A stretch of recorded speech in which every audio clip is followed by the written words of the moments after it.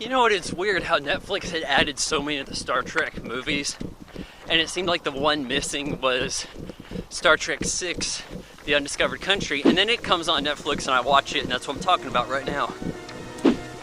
You know, I saw this in theaters back in 1990, and I had a little bit of a vague memory of it, and I've seen snippets of it on cable since then, but I watched the whole thing, and just a little summary here.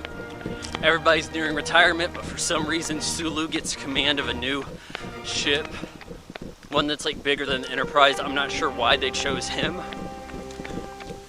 Spock negotiates for the Enterprise crew to have a meeting with the Klingons who have a moon that like supernovaed, I guess. I don't, it's like it was mined too much and collapsed.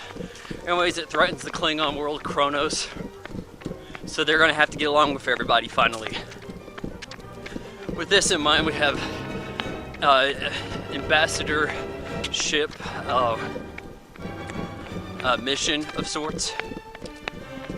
And it goes wrong. There's a murder plot. Did you guys hear that?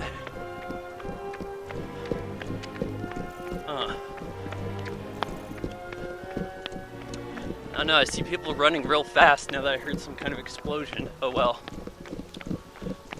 So, yeah, there's a murder. They kill the Klingon, like, Chancellor. And they're holding, like, Bones and Kirk responsible for this.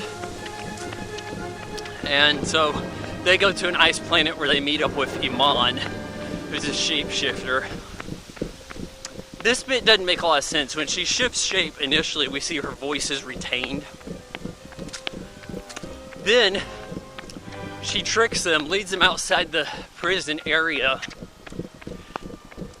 and all of a sudden she's as Kirk, and it's like now she has Kirk's voice, and they have a fight together. She gets blasted, I assume, but there's never a giveaway like, well, we're lucky you just blasted the wrong Kirk.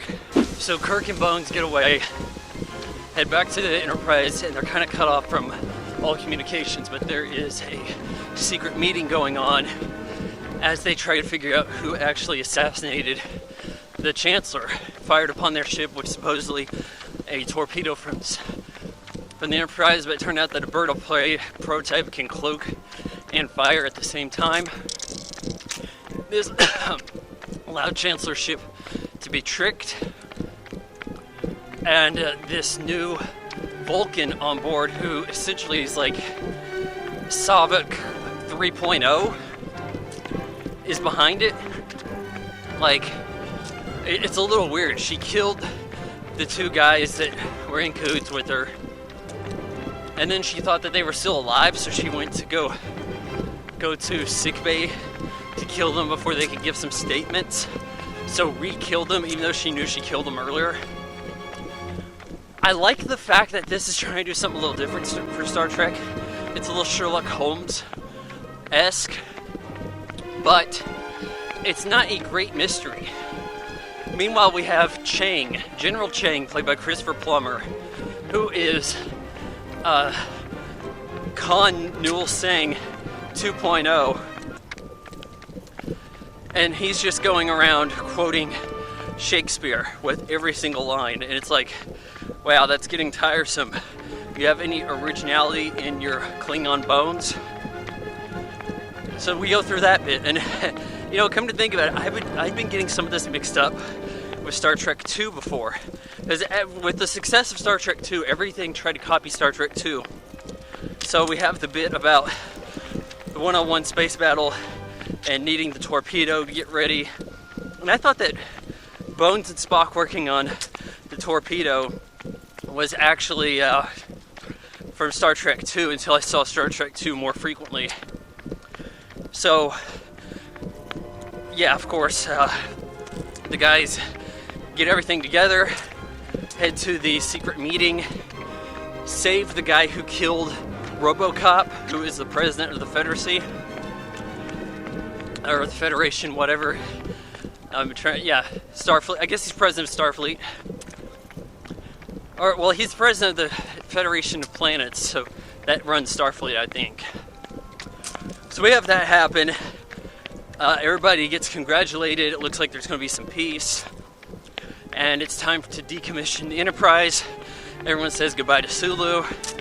And then they just lollygag for a little bit. They say, Spock's like, I believe the correct phrase would be go to hell. And they're like, okay, let's just have one little adventure left and then turn in. It's an okay movie, but there, you know, like I said, there's these little moments that really detract from it. Christopher Plummer, only thing he can do, I'm surrounded by people here, only thing he can do is quote somebody else's work. Uhura, she is, a skilled linguist, and she doesn't know any Klingon. She has to read through a book. Why do they have books of Klingon on here? Don't they have a ship? It doesn't make a lot of sense, guys. I have to say that Star Trek 6, The Undiscovered Country, it's 2.5 out of 4.